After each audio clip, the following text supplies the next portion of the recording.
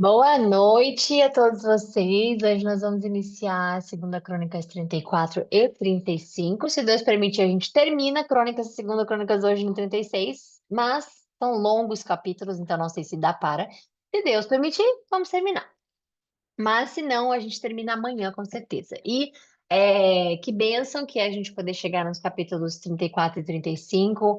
Acho que o reinado de Josias, é, como é que diz? Você já ouviu falar em Josias? Provavelmente.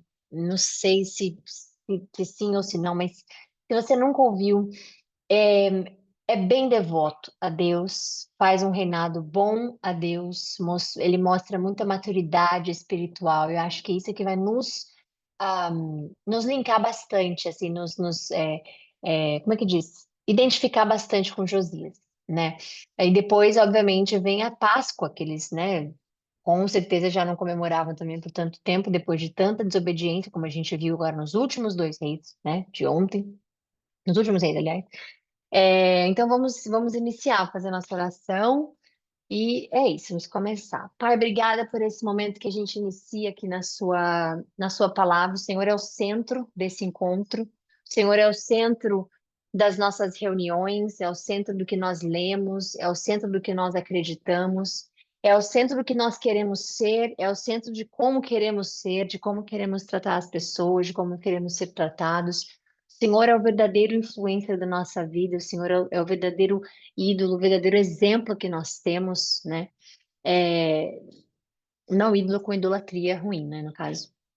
Mas o Senhor é aquele que nós devemos olhar, e com o olhar humano, que eu digo, o Senhor é tudo isso que nós vemos que o mundo precisa, que o mundo busca, como ídolos, influencers na internet, personalidades e pessoas que têm uma forte influência nas pessoas, e pessoas que dependem de outras e codependem emocionalmente de outras ou fisicamente de outras. E nós sabemos que o Senhor é a resposta. Então a gente está aqui para agradecer primeiro, porque nós temos acesso a essa resposta, nós temos acesso com os nossos olhos abertos e os nossos ouvidos abertos, nossos corações conectados, espiritualmente falando, temos acesso à Sua palavra, que é explicada pelo Espírito Santo. A Sua palavra que foi deixada para nós, como a gente sempre fala, como uma biografia. Toda essa história, do início ao fim, toda a história contada, Senhor, no Seu livro, na Sua palavra, não é para o Senhor saber. O Senhor já sabe.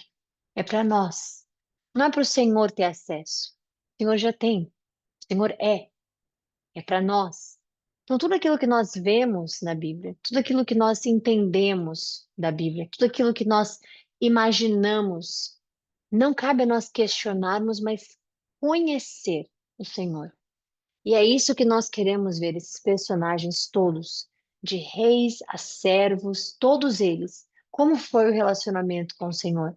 Quais foram as consequências da desobediência? Quais foram as consequências da obediência?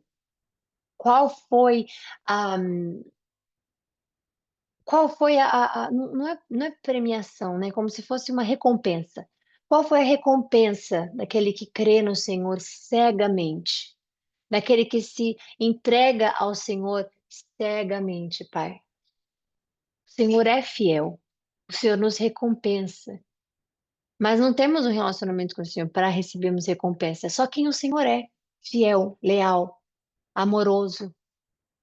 E a sua recompensa para nós, só de estarmos vivos e de termos acesso ao Senhor e de podermos sorrir, sabendo que o Senhor está junto de nós em todas as tribulações, em todos os momentos em que passamos atritos nas nossas vidas, Senhor. Isso é impagável. Não há lugar nenhum para correr primeiro do que o Senhor. Não há casa alguma, Pai, que nós queiramos estar do que no seu abraço. Nós precisamos do Senhor e que a gente possa ser dependentes do Senhor, que nós possamos ter a ideia, o pensamento, a certeza de que necessitamos ser dependentes do Senhor. Não nos deixe queremos ser independentes na vida, Pai, porque nada dela a gente sabe, nada dela a gente leva. Então, obrigada. Obrigada pela bênção da gente ter acesso àquilo que o Senhor deixou. Acesso a relacionamentos com o Senhor, a intimidade com o Senhor. Obrigada, obrigada, obrigada, Pai. Obrigada porque Jesus é a nossa resposta, Jesus é a nossa salvação, Jesus é tudo aquilo que nós necessitávamos, Senhor, para reconciliar com o Senhor, e a gente agradece por isso. Obrigada por não ter deixado nós para trás. Obrigada por sempre nos mostrar, Pai, que o Senhor planejava pegar todos aqueles que são seus, todos aqueles que vêm até Ti. Nós viemos nesse momento até Ti pedir a Sua bênção, a Sua proteção. Que o Espírito Santo nos guie, me use como canal, que o Espírito Santo nos dê uma boa live, que ele revele na palavra aquilo que os olhos não conseguem entender, enxergar, os ouvidos, que a gente tenha acesso a tudo aquilo mais íntimo, Pai, para nossa edificação espiritual. A gente agradece, consagra a Ti essa live, a gente pede proteção espiritual, principalmente, e física. A gente pede a nossa proteção, Pai, contra todos aqueles ataques psicológicos, mentais, contra os ataques físicos na nossa vida. Pedimos para que os seus anjos, a sua doma sagrada esteja em nós, assim como o Senhor coloca no mundo, assim como o Senhor protege a terra, que é sua. A gente pede para que o Senhor nos proteja. Abra os nossos olhos, que a gente veja, Senhor, aquilo que o Senhor quer nos mostrar. Revele para nós tudo aquilo que nos leva ao caminho contrário do Senhor. Revela para nós aquelas pessoas que vai nos levar ao contrário do que o Senhor quer para a nossa vida. Revela a nós, Senhor, o caminho correto a perseguir, mesmo que a gente incline para o outro. Que nós possamos clamar o seu nome, clamar a sua graça, clamar a sua palavra, em todo momento da nossa vida. E nós unimos a nossa fé aqui para agradecer, para pedir edificação no amor, perdão, e pedir que o Senhor possa nos fazer ferramentas nessa terra. Possamos ser como sal para temperar essa terra. Possamos ser como luz, Pai, que elimina a escuridão, tudo pelo seu nome, para a honra e a glória dele. Amém. Vamos lá então. Capítulo 34. Josias tinha 8 anos de idade quando começou a reinar, e reinou 31 anos em Jerusalém. Ele fez o que é justo aos olhos do Senhor, porque não é aos seus olhos. A gente já falou sobre isso e é bom bater de novo nessa tecla. Não é justo ao que você acha que é justo. É justo aos olhos do Senhor. O que ele acha que é o justo é aos olhos do Senhor. Então Josias fez o que é justo ao Senhor. Não é o que o povo acha, o que o povo quer, o que o povo decide, o que o povo precisa, é ao Senhor. E andou nos caminhos do seu antepassado Davi, sem se desviar nem para a direita, nem para a esquerda. No 8º ano do seu reinado, o direita e a esquerda, né, a gente entende assim, para não se desviar nem para um caminho nem para outro caminho. É assim, só hoje pode. Ou então, não, hoje vou fazer este pecado. Hoje vou escolher isto. Hoje, seguir a Deus, né? É obviamente que nós erramos, é obviamente que nós pecamos, mas as nossas intenções não podem ser pecar. A nossa intenção, um erro que a gente cause na vida, é normal. É normal. A Bíblia nos mostra quantos erros, né? Mas como Jesus fala, vá e não peque mais. Então, é necessário a gente saber que errar como ser humano é uma coisa. Não ouvir o Espírito Santo é outra. Então, quando a gente erra, a gente precisa se arrepender. A gente precisa falar, Senhor, eu me arrependo, me guie no caminho correto para que eu não me desvie de novo e que o Senhor me abençoe. É assim que a gente consegue relacionamento com Deus, é assim que a gente fica íntimo com Deus, é assim que a gente tem um relacionamento de confiança com Deus. É isso que a gente precisa. A gente só consegue estar próximo de Deus, gente, quando a gente se humilha, quando a gente abre o nosso coração em vulnerabilidade para Deus, quando a gente expõe a Deus tudo aquilo que passamos, nossos sofrimentos, nossa gratidão, é só assim. Você não consegue ter um relacionamento com Deus sem ser completamente aberto com Ele. como na nossa vida, que tudo que a gente precisa é comunicação. Não consegue ter um bom relacionamento se não tiver comunicação no relacionamento. Se não tiver transparência no relacionamento, porque é necessário. Então, se a gente toma cuidado para ter isso com os nossos amados, né, com as pessoas que a gente tem amizade ou nossa vida pessoal, íntima mesmo, imagine com Deus como que a gente deve ser. Então, no 8º ano do seu reinado, sendo ainda bem jovem, ele começou a buscar o Deus de Davi, o seu antepassado. No 12º ano, começou a purificar Judá e Jerusalém dos santuários locais, dos postes de Azerá, que é aquela deusa que nós já vimos, né? Eu não sei o que que é, eu vou pesquisar depois sobre essa Azerá, que é uma que eu não me lembro se eu estudei, ou se eu estudei, não me lembro, eu sei que ela é uma deusa somente, mas eu não sei o que que era Azerá. Das imagens esculpidas e dos ídolos de metal. Sob as suas ordens foram derrubados os altares dos Baalins, e além disso, ele despedaçou os altares de incenso que ficavam acima deles. Também despedaçou e reduziu a pó os postes de Azerá, as imagens esculpidas e os ídolos de metal, e os espalhou sobre os túmulos daqueles que lhes haviam oferecido o sacrifício. Tipo assim, olha aí o Deus de vocês. Olha aí os seus ídolos indo para o pó igual a vocês. Queimou os ossos dos sacerdotes sobre esses altares, purificando assim Judá e Jerusalém. Nas cidades das tribos de Manassés, de Efraim e de Simeão, e até mesmo de Naphtali, e nas ruínas ao redor delas, derrubou os altares e os postes de Azerá, esmagou os ídolos, reduzindo-os a pó, e despedaçou todos os altares de incenso espalhados por Israel. Depois voltou para Jerusalém. No 18º ano do seu reinado, a fim de purificar o país e o templo, ele enviou Safã, filho de Azalias e Maaseias, governador da cidade, com Joá, filho do secretário Joacás, para restaurarem o templo do Senhor, o seu Deus.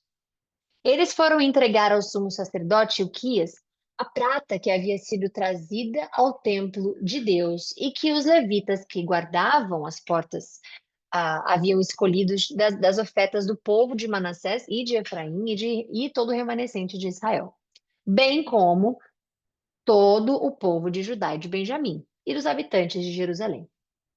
Confiaram a prata aos homens encarregados de supervisionar a reforma do templo do Senhor, os quais pagavam os trabalhadores que faziam os reparos no templo. Também deram dessa mesma prata aos carpinteiros, aos construtores, para comprarem pedras lavradas e madeira para as juntas e as vigas dos edifícios que os reis de Judá haviam deixado ficar em ruínas. Esses homens fizeram um trabalho com fidelidade. Eram supervisionados por Jaate e Obadias.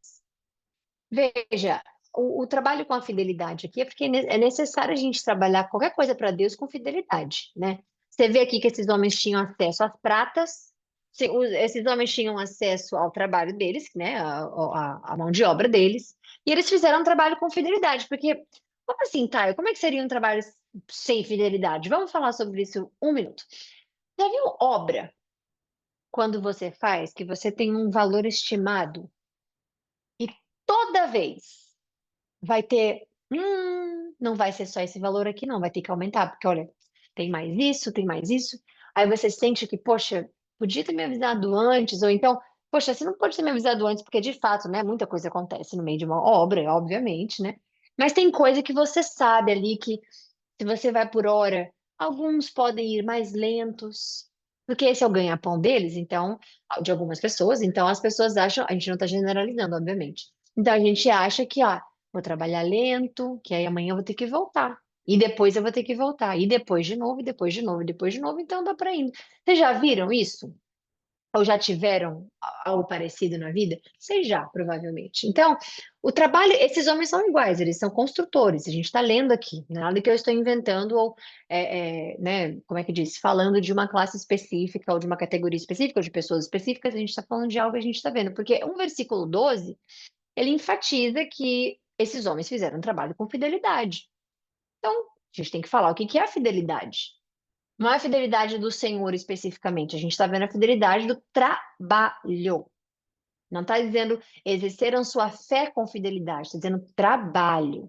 Então, ser leal naquilo que você é confiado, né, por Deus, é necessário. E é por isso que nos mostra aqui. Vamos falar de outras categorias. Já viu pessoas que precisam, que trabalham por hora, e aí algumas vão bem mais lenta, não só obra, né? Eu falei obra porque é um caso mais conhecido, assim, mas são casos mais conhecidos, mas que trabalham por obras e demoram e demoram. Pessoas que não vão perder o emprego de qualquer forma, mas fazem um trabalho assim de mau humor, ou às vezes demoram mais no horário de almoço. Então, é fazer o seu trabalho com fidelidade, é saber que Deus te honrou com aquele trabalho e você vai honrar com fidelidade aquilo que ele te honrou. Esses homens fizeram um trabalho com fidelidade. Eles eram supervisionados por Jaate e Obadias, levitas descendentes de Merari, e por Zacarias e Mesulão, descendentes de Coate. Todos os levitas que sabiam tocar instrumentos musicais estavam encarregados, os operários, e supervisionavam todos os trabalhadores em cada uma das suas funções. Outros levitas eram secretários, oficiais e porteiros. Enquanto recolhiam a prata que tinha sido trazida para o templo do Senhor, o sacerdote Ilquias encontrou o livro da lei do Senhor. Aí as pessoas perguntam: como pode a Bíblia ser encontrada depois de tantos anos? Como pode as escrituras terem sido encontradas? Mas quem escreveu? Mas como é que quem guardou? Se a palavra de Deus, quem guardou foi ele. Olha o que vai acontecer aqui agora. Depois de todo esse tempo que você não escuta mais falar da Arca da Aliança, das tábuas, né? Porque tanta coisa aconteceu, Babilônia. Depois de tudo que aconteceu, o livro da lei do Senhor, ou seja, o livro que Moisés escreveu, foi encontrado, que havia sido dado por meio de Moisés. E o Quias disse ao secretário: encontrei o livro da lei no templo do Senhor. E ele o entregou a Safã. Então Safã levou o livro ao rei e informou: os teus servos estão fazendo tudo o que lhes foi ordenado. Fundiram a prata que estava no templo do Senhor e a confiaram aos supervisores e aos trabalhadores. E o secretário Safã acrescentou: o sacerdote Ilquias entregou-me um livro. Nafã lê os trechos do livro para o rei, desculpa. E agora o que acontece? Olha o que que acontece. Nafã lê os trechos do livro para o rei. Assim que o rei ouviu as palavras da lei, rasgou as suas vestes e deu estas ordens a Ilquias, a Aicam, filho de Safã, e a Abdon, filho de Mica, ao secretário Safã e ao auxiliar real Asaías. Vão consultar o Senhor por mim e pelo remanescente de Israel e de Judá acerca do que está escrito nesse livro que foi encontrado. A ira do Senhor contra nós deve ser grande, pois os nossos antepassados não obedeceram à palavra do Senhor, nem agiram de acordo com tudo que está escrito nesse livro. Então é como se a gente pegasse, depois de tantos anos, sem ninguém falar da Bíblia, ninguém falar de Jesus, ninguém falar de cristianismo, ninguém falar de nada, você achar um livro que diz, esse livro foi Deus que escreveu, né? A gente está falando de outro exemplo, não de Moisés agora, não. Aí pega o livro que fala, aí está escrito assim, cuidar de si mesmo. Aí você tá, ixi, não tô cuidando de mim. Amar a Deus. Nossa, mas como é que como assim? O que que é amar a Deus? Porque você não vai ter acesso, você não vai saber o que que é. Quando tem algo de Deus que foi tirado de você, né? Ou que você não teve acesso, é igual às pessoas que são perdidas hoje, espiritualmente falando, de Jesus, né? Perdidas de Jesus. Elas não sabem o que Jesus fala, elas não sabem o que Jesus. revela, elas não sabem o que Jesus escreve, elas não escreve não, que ele não escreveu, mas o que ele disse, né, para ser escrito e tudo mais, que foi escrito, aliás. Elas não sabem. Essas pessoas, essas pessoas não sabem o que que é a palavra de Deus. Por isso, quando você pega e fala da Bíblia para alguém que não conhece, a primeira coisa que vão dizer, ah, não, religião, Deus me livre. Ainda usam o nome de Deus para dizer Deus me livre. Muitas vão falar, ah, não quero, porque é coisa de crente, né? Não gosto, sou preso. E a gente falou sobre esse exemplo que eu escutei nessa semana sobre o ser preso e o ser livre, que foi ótimo ontem, que Deus botou isso no meu coração. E é a mesma coisa. Então, as pessoas que não têm acesso à palavra de Deus, elas ficam maravilhadas quando elas têm acesso, porque elas entendem que Deus perdoa. Que basta a gente querer, que basta a gente procurar Jesus, não é? Ah, mas Deus não vai me perdoar pelo pecado. O que eu mais escuto, o que eu mais leio, são as pessoas dizendo, Deus não vai me perdoar pelo que eu fiz, então nem adianta. É quando elas leem a palavra, elas veem os israelitas sendo perdoados o tempo inteiro. Jesus perdoando a gente o tempo inteiro. Jesus mandando a gente perdoar 70 vezes 7. Outra, aí a gente fica, uau, é isso a transformação de Jesus. Então, por isso que eu, Thay, agora é algo pessoalmente, não estou falando através do Espírito Santo, estou falando eu, Thay. Eu só acredito numa mudança de alguém quando ela é através de Jesus. Porque quando eu tenho que acreditar que um ser humano tem a capacidade de julgar corretamente, de amar corretamente, de colocar o ego e o orgulho no chão, de ser humilde, de entender as coisas que são necessárias mudar, e de entender que você muda por você, não pelo próximo, e que você. Quando eu tenho que pensar que um ser humano precisa de todas essas camadas de empatia, de amor, disso, de aquilo, para mudar, eu não consigo. E aí fala, mas você não pode falar isso. Eu posso, eu sou ser humano, eu já passei por isso, e passo.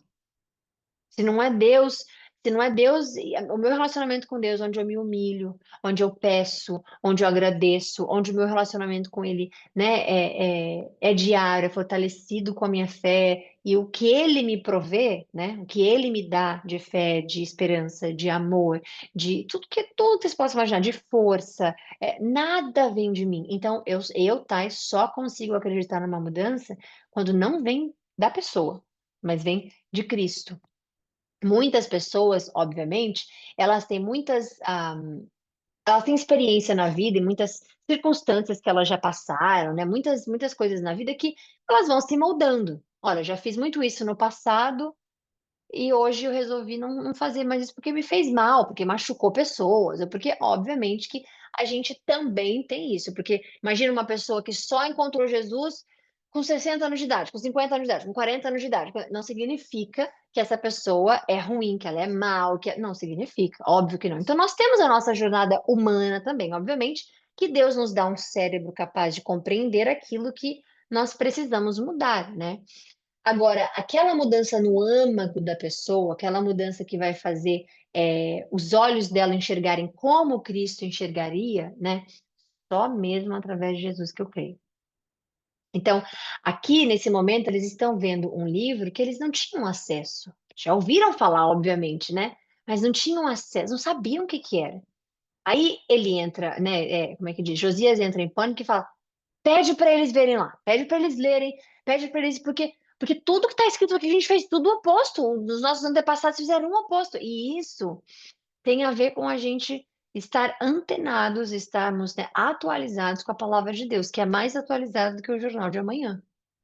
Então, por que que é necessário? Por que que Deus fala que quando uma pessoa peca, quando uma pessoa não sabe da palavra, aliás, lá atrás, Levíticos, eu acho, quando a pessoa não conhece as suas leis e peca, ela é culpada. Aí no nosso olhar é assim, ué, tá, mas por que que ela é culpada se ela não sabia o que era errado ou não? Porque Deus fala, as leis dele, a palavra dele estava ali. Ela não quis ir buscá-lo. E por que que a pessoa, quando ela sabe e ela peca, ela tem acesso ao perdão? Que ela se arrepende daquilo que ela viu que era errado e se entende que, caramba, fiz algo que machucou a Deus. Quando você não sabe, você não vai dizer, ih, machuquei a Deus. Você não vai dizer machucou a Deus. Você não sabe se machucou ou não. Então, o que Deus explica na palavra é quando você não tem acesso à palavra dele, a responsabilidade é sua, porque ele deixou. Então, esse livro está representando isso nesse momento ali. A gente fez tudo errado. Todo mundo fez tudo errado, porque está escrito. Então, Ilquias e aqueles que o rei tinha enviado com ele foram falar com a profetisa Ulda, mulher de Salum. Isso aqui é maravilhoso, porque as pessoas acham que Deus não usa as mulheres como instrumento, assim como usa homens, né? Deus escolhe a forma que vai usar cada um, e Deus dá a cada um propósito e um dom específico para algo, né? Mas tem muita gente que acha que não, mas está bem aqui, profetiza, mulher de Salum, encarregado pelo guarda-roupa do templo, filho de Tocate, neto de Arás. Ela morava no bairro Novo de Jerusalém.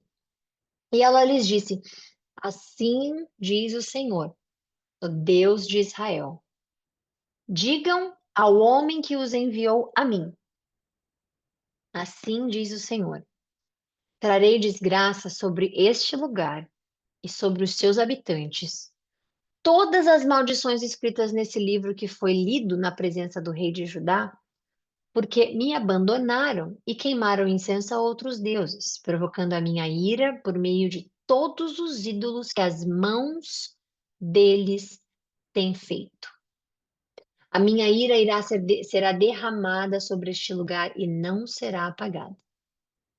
Digam ao rei de Judá que os enviou para consultar o Senhor, que assim diz o Senhor, o Deus de Israel, acerca das palavras que ele ouviu.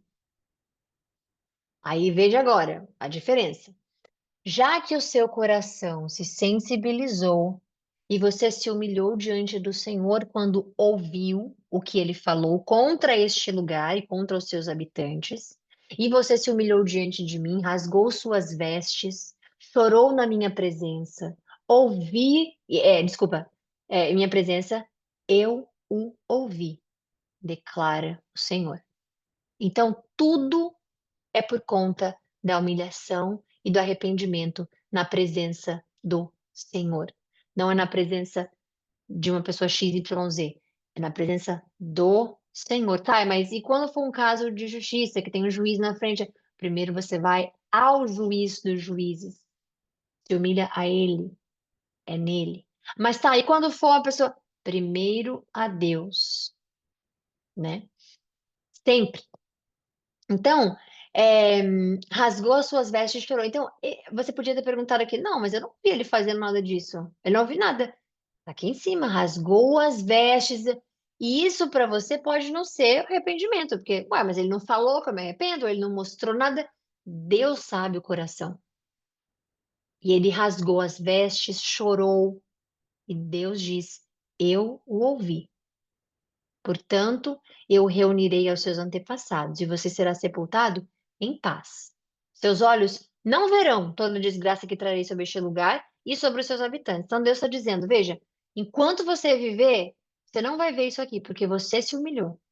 Você pegou o livro, você leu o livro, você viu o que aconteceu, a desgraça, que é o oposto da graça, e você se humilhou, você se arrependeu daquilo, você ficou mal, você me entendeu, você me conhece.